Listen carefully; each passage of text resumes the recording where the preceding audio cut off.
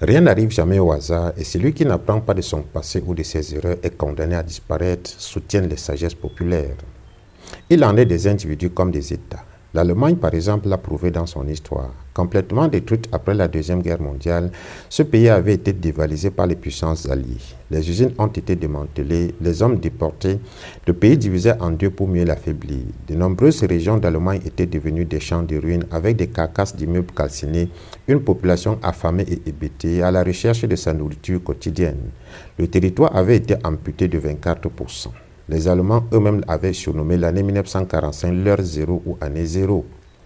Mais cette qualification n'était pas du défaitisme, c'était plutôt une prise de conscience synonyme de nouveau départ.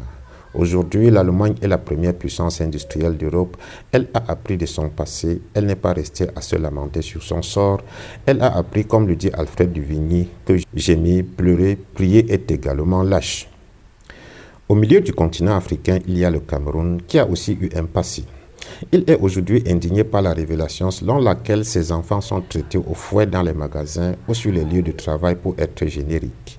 Jean-Pierre Becquel rappelle que cela nous arrive parce que nous n'avons pas appris du passé et appris à le dépasser.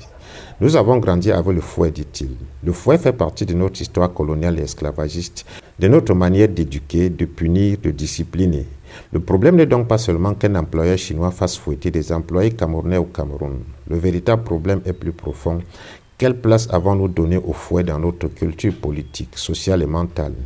Beaucoup parmi nous continuent encore à penser que le fouet est utile, qu'il redresse, qu'il sauve les enfants de la perdition.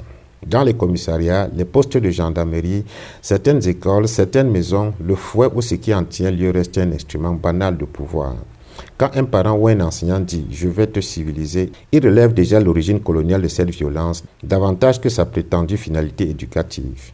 L'histoire camerounaise est remplie d'anecdotes de personnalités humiliées, battues ou fouettées. Sous la colonisation allemande, des figures comme King Akwa et d'autres chefs furent publiquement fouettés. Sous Amadou Ahidjo, de nombreux ministres et responsables vivaient sous une discipline autoritaire où la peur et la punition corporelle faisaient partie de l'ordre politique. Le renouveau s'est illustré par la fessée nationale, le fouet est devenu une technologie du pouvoir. Si beaucoup de Camerounais et d'Africains en général regardent aujourd'hui la présence chinoise avec moins de méfiance que la colonisation occidentale, c'est parce qu'elle semblait jusqu'ici dépourvue d'idéologie raciale explicite, dont sans discours apparent de suprématie. Pourtant, l'idéologie existe.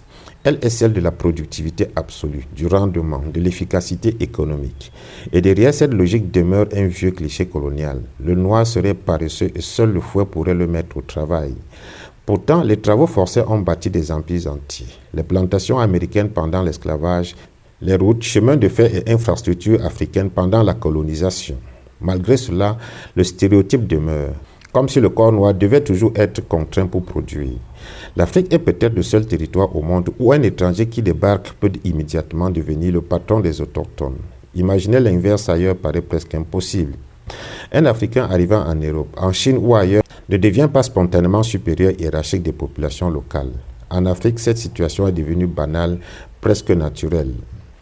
Au fond, le Camerounais est fouetté chaque jour par la vie, les autorités, les multinationales, certains enseignants, certains parents, par les braqueurs, les humiliations administratives, la pauvreté, les puissances étrangères. Et comme le porc épique, il pousse rarement des cris. Il avance avec des slogans stoïques. On est là, on se bat.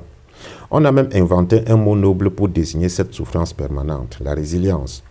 Le Camerounais vit entouré de fouets. Le conseil implicite qu'il reçoit est souvent de courir, de bouger sans cesse, afin que les coups ne tombent pas tous au même endroit au même moment. Malgré la lutte de libération nationale, le Cameroun a finalement été confié à ceux qui ne voulaient pas réellement l'indépendance. Et le régime actuel en reste une incarnation tragique. Le fouet, lui, n'a jamais été véritablement décolonisé. Pour Becquel, l'idéal serait qu'un jour toutes ces bastonnades historiques, économiques, sociales, psychologiques soient enfin reconnues, pensées et dépassées. Car réduire ces violences à un simple accident de travail administratif, comme si cela relevait uniquement du ministère du Travail, revient encore une fois à ne pas comprendre ce que représente réellement le fouet dans l'histoire camerounaise et africaine. L'incident, si l'on peut ainsi l'appeler, de Sinomaquette était un message, un appel à se regarder dans le miroir pour comprendre qu'on en est encore là, même les Chinois nous fouettent, après le négrier et le colon occidentaux. Et il faudra se rendre à l'évidence, car la prise de conscience de son sous-développement est le début du développement.